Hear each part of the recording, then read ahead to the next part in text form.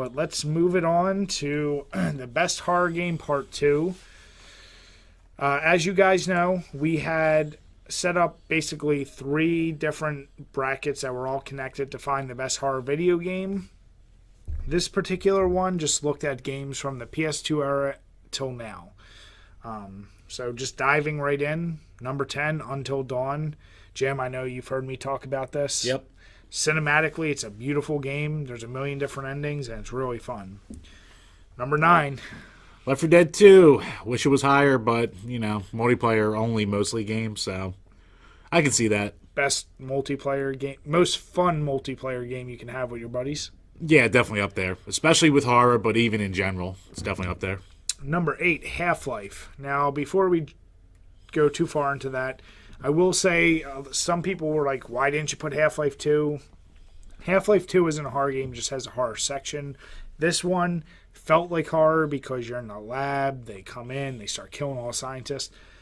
This just felt more logistically hard to me, and it's an amazing game, so regardless of horror or not, I'm sure it got up on this list because of that alone. Yeah. Number 7, Dead Space. I mean, Resident Evil in space. Yeah. Shoot off limbs of shit. Scary as shit. Really good game. If you haven't played it, that's one of those you must play games. Scary, gross, all that good stuff. Number 6. Is this your number 1 for this one? For this one, it was my number 1, yes. So what was it? Silent Hill 2. Why do you love it so much? Because it is a mindfuck. And Pyramid Head's so cool. Damn it. Even though nowadays they shoehorn Pyramid Head into every goddamn Silent Hill. Oh, of course. He was supposed to be an inner representation of his demons and angst coming back to try and kill him. And then they're just like, oh, he's cool, give it to everyone. Yeah, if you make a cool character, you know it's going to be raped into oblivion in these games. Yeah, that's what happened. Yeah. Number 5 in my pick, notice that's 1 above Jim's, is Resident Evil 1 Remake. I went with the thinking man's pick. I mean, I went with the better game. You went with the boo-boo. Mimi boo-boo. As a winner, I can say what I want. God damn. I love Resident Evil 1, but then the remake came out and was like, holy shit, this is levels above. Cruising Heads, Mimi boo-boo. I don't know which one I like better, but either way, I knew this was my favorite. I'm saddened that it didn't make number 1, but we'll move on. Number 4, Alien Isolation. This is a game you all watch me get raped to death multiple times by the Xenomorph. And this thing, oh my god. Stress is right. I've still, to this day, not played a game where I felt more stressed because the tiniest little incorrect movement or hiding in a locker, not leaning back far enough, the alien's going to catch you and kill you. It's that simple, on top of all the other enemies you'll fight in that game. So, definitely a must-play, but it's one of those games when I was done, I was like, thank God, I don't want to touch it again. Number 3, speaking of games you guys have watched me play, Resident Evil 7. Man, this brought Resident Evil back for me, because before this, it was basically action games for the previous whoever knows how many games. Almost a full generation. And finally, they did first person right, which Resident Evil never did before this point. Yep. And it was a genuinely creepy game. Highly, highly recommend it. I don't know if I think it should be number 3 on this list, but I loved it either way. Number 2, Last of Us. Did you play this one? Nope. So this is Uncharted. Always heard amazing things. Yeah, this along with Uncharted and God of War, these are PlayStation's, poster boys, especially modern PlayStation, of this is the best game we have to offer. And for good reason. Super emotional story, amazing cinematics, but the gameplay is also, it has that very stressfulness, but it's better if you just try it. But it's a game that it might be sound overhyped, but give it a try and decide for yourselves. Number 1, Jim. Resi 4. Are you shocked? Not really. Would you? As a horror game, it's not as good of a horror game, but it's the game that saved the Resident Evil series for a while.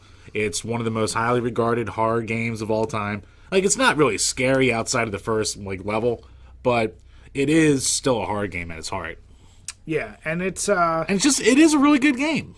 It is a super fun game. I'm still very we're more like purists of Resident Evil. Yeah, I like legit survival horror. We like never feeling comfortable. Like in this game, you can just feel like, oh, okay, I can do this. I know. Yeah, in this game, I never worried like I could actually, other than okay, if you get those one-hit kill bosses, I never worried like of ammo, of health, of even getting grabbed because you do that goddamn spin kick. So it was like there were so many things in this game that I was like, meh, I feel safe the entire time, and they kept that formula for 5, for 6, and a lot of those other surrounding games, and it just took that turning point in the series for me that really pissed me off. Brian didn't like that Mercs game where you were like the tactical shooter guys or but something. I also didn't like that they didn't have zombies.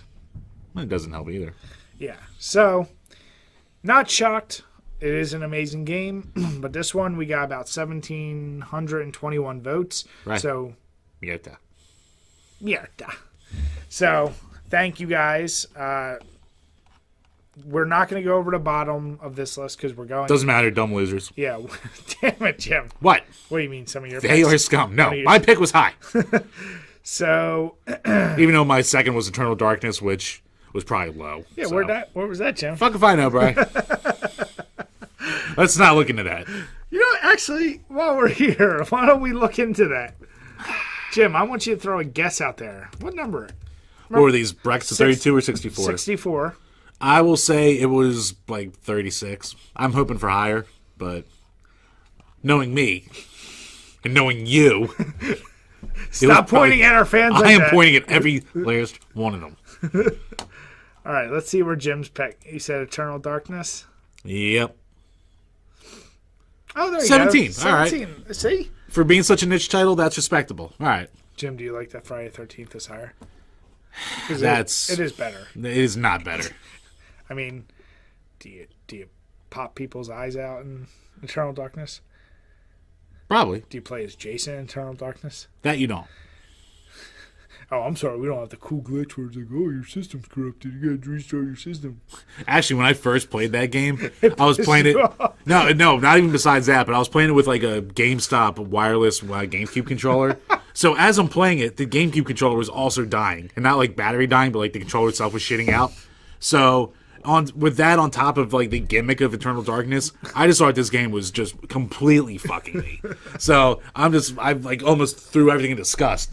And I was like, this game is ridiculous.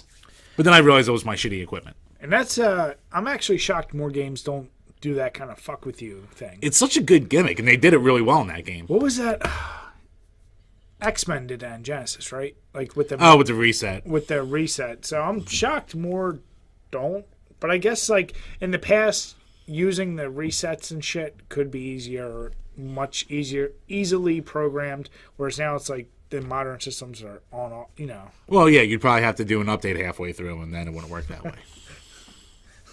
You hurting there, Jim? A little bit.